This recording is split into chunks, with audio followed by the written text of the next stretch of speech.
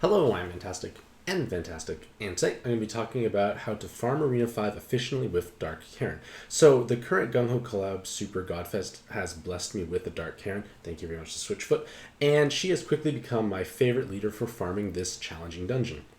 Now, this article will describe how you can overcome the various mechanics and hurdles in the dungeon itself, how to team build for Karin, as well as her strengths and weaknesses.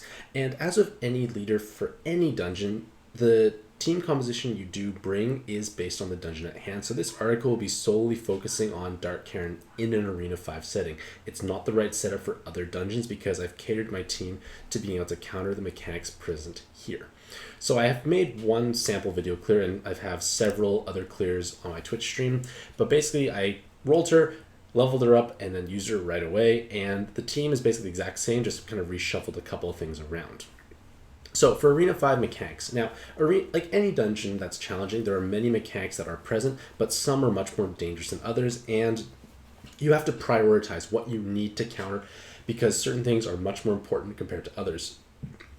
So this list may not necessarily be fully exhaustive for every given team. Some teams are better suited to counter this naturally, but here are the things that I like to have present for Arena 5 farming. A damage absorb void, so a Fujin style active skill. A jammer skyfall buff, either like Fenrir, the spirit ally, can't pronounce the name, or the persona card, whose name I can't pronounce as well. Within the article, you can click the link, individual icons, and it'll take you to the respective PADX page. You want to also have skill delay resist on those carrying cards, or utilize inherits over top of them to act as skill delay buffers. Either way, you need to be able to protect those skills from being delayed because there are many delays in this dungeon. You want VDP. More VDP is always great. You want a follow-up attack and maybe super follow-up attack based on the type of team composition you actually run. You want 100% blind and jammer resist, as well as cloud resist, and then burst damage, which is normally going to go in conjunction with the VDP aspect. Now, if you're able to bring all of these mechanics or address each of these abilities, you will have much higher and more consistent clear rates, and that's partially the reason why a lot of clears, despite the leader I'm bringing, has similar team compositions, just because, well, I need to cover the similar kinds of mechanics for most leaders, so that's why certain things I'm using, like a light or dark based team, seem to recycle a lot of the same cards because they are used for specific purposes. And as mentioned, you want to have Fenrir, Spirit Ally, or the skill card to fulfill the Jammer Skyfall buff in order to counter out the poison Skyfalls, or you can use a Kuro Yuri loop, which will basically allow you to one combo and just wait out all the poison Skyfalls. So, from the above list, there is no poison resist mentioned, and this is because despite the fact that poison resist is one of the more valuable awakenings to have in the game, it is not as pressing to have in this dungeon. Basically, poison orbs are rarely going to be spawned, and there's only one notable encounter that it's actually somewhat dangerous. So there are no preemptive poison attacks, so you don't have to worry about that occurring. If poison orbs occur, it's because you took too long to kill the spawn. But Hamal on floor 16 has a 50% chance of appearing, and when they do appear, they'll absorb a single color.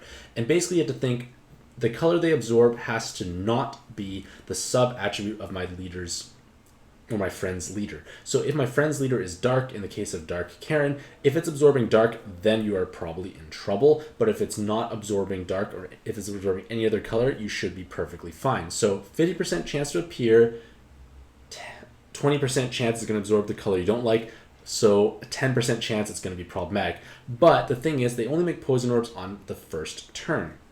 So just have a board changer ready. If you have a board changer ready, you're fine because Hamal's not going to kill you after that point. So it is a problem, but it's a very low risk problem that I don't necessarily prioritize. You might even have a bit of poison resist anyways, depending on the type of weapon assist cards you do bring in the dungeon.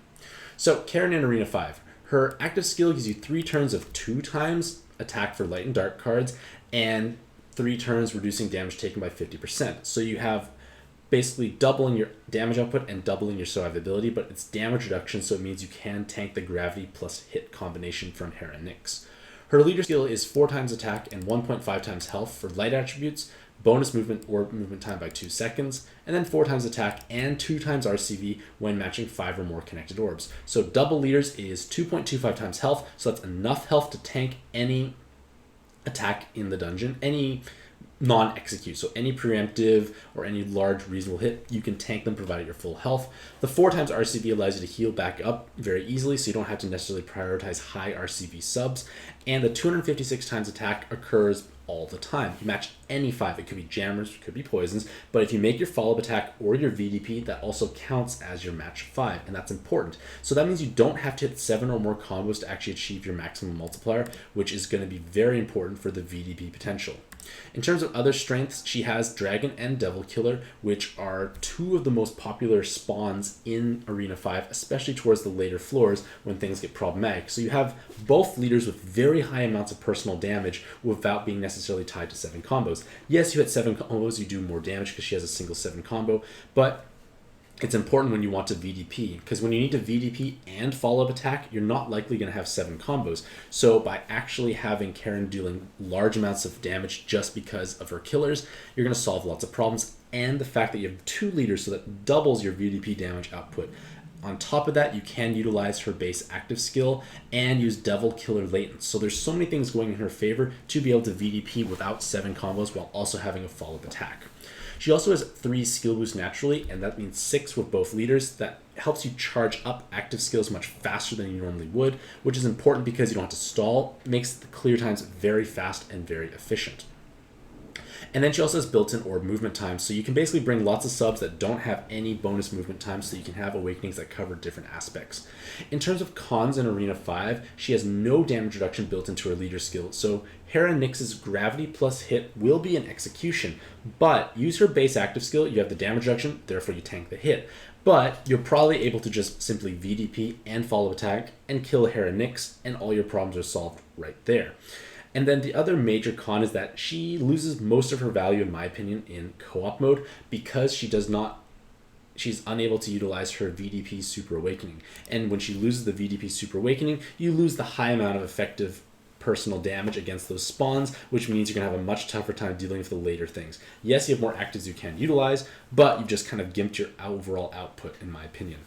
So really not really many cons going for play in solo mode, and you really have all the tools to take over the dungeon itself. So like I already mentioned, that 2.25 times health is considered low in terms of effective health levels, but it's high enough to tank any preemptive in the dungeon, assuming you are full health. And that is important because when you're full health, you don't have to actually worry about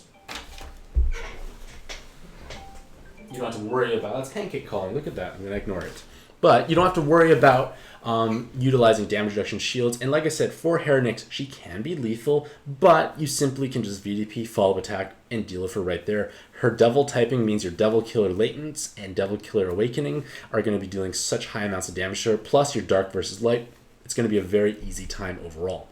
And it's this VDP plus follow-up attack that really makes her one of the stronger leaders. It's another reason why Dark Zeta is so powerful. You don't have to match high number of combos. You can VDP and kill most things. Similar idea for Dark Karin. Now, moving beyond this, her team building options are quite flexible. You can use any light-based card, and that's important because not everyone has super deep monster boxes. So in theory, just throwing in many light cards should be able to bring you enough utility for the dungeon. Of course, having the more luxurious or nicer cards makes it for an easier time in Arena 5, but again, her own capabilities to deal with so many spawns on her own makes it so it's much easier to team build around. Now, in terms of team building, like I mentioned, for the checkboxes I want to try and tick off, she comes with her VDP and burst damage. So you don't ever have to bring a Gemstone Princess. You have enough damage output already with Karin as a leader, and you're basically able to now try and fill in the other blanks, which should be reasonably doable. Furthermore, due to the fact that Karin has a strong base active skill, she can carry a weapon assist, which will give her resists for either jammers or blind attacks. So you can cover those weaknesses there. And if you want to read more about how you can optimize skill inheritance, I have another link here. That video should be coming out soon. In terms of active skills that are needed to be brought to the dungeon, a Fujin style active skill and a Jammer Skyfall buff. So the Fujin style active skill is a longer cooldown, so put it on your shortest cooldown card to ensure it comes up in time. in the case for myself and probably many other players, Light Cotton is one of the best choices because a 5-turn base active with a useful base skill means you can inherit the 19-turn cooldown Fujin active skill and have it charged up in time to utilize right away. Furthermore, Cotton comes with a follow-up attack and has high personal damage for either double or triple 7 combo awakenings. So covers that basis there. And then for this Jammer Skyfall buff, you can use a slightly longer base cooldown card because it has a lower cooldown overall. So I chose New Year's Yomi for myself. New Year's Yomi has the L, which is important because I can now unlock orbs, which could be annoying. It's not mandatory, but it's a nice collateral benefit, while also having a useful base active skill that I do like to have throughout the dungeon. And my final 2 card choices are Light and Valentine's Day because they both produce the tri-elemental board of Hearts, Dark, and Light as their base skills, which means they can inherit weapon assists on top to gain the resists that we actually want to have. Furthermore, Valentine's Day is Dark as her primary attribute, which is important because if I have a board of no light orbs, I can use Valentine's Day to kind of carry my damage overall. Or if I have utilize one of the board changers and it's very dark heavy, I don't have enough for a light VDP, it might do enough damage possibly to kill a spawn because I have my Karens still with their dark sub-attribute, but Valentine's Day with her double VDP can produce quite high amounts of output on her own as well. So for myself, this is the team setup that I personally run. I find it works quite efficiently overall. Basically, both Karens have the VDP, Super Awakening, along with Valentine's Day, and they both have the Trojan Horse weapon assist for 20% coverage against Poison, Jammer, and Blind, which means I have 40% in those regards. That means I only need 60% more from the Monster Hunter weapon assist for 60% Jammer and 60% Blind. I have the Fujin style active skill and the Fenrir or the Skyfall causing active skill with the 6 SDRs. I have triple God Killers on my nays from beforehand, and in theory it's actually kind of useful because I like getting skill delayed a little bit so it ensures that their inherits don't actually charge up. Not my intended outcome, but it ends up working quite well for the dungeon at hand. So basically this team has 100% Jammer and Blind resist, Cloud resist from Light Nay's Super Awakening, 40% poison resist, more than enough orb movement time because of the Karens and technically Trojan horses. Yomi is a time extend stick, but not necessary in this setup here. I have very high amounts of VDP damage and 2 valuable board changers through my nays, as well as Cotton to actually condense boards that haven't been board changed if I want to get just a guaranteed amount of light and heart orbs. Because remember, you don't need to hit 7 combos to actually execute a spawn for a VDP plus follow-up attack. So Light Cotton can definitely be used in those regards. And positioning my Light Nay and my New Year's Yomi at the back is important because that way they're all Dark sub-attributes. So basically only a Dark Absorb can really ruin my day. But in theory, if there is a Dark Absorb, I can try and match everything but Dark Orbs, and maybe the Light could kill it. But also by having as only Dark, it means any other Absorb is dealt with quite easily.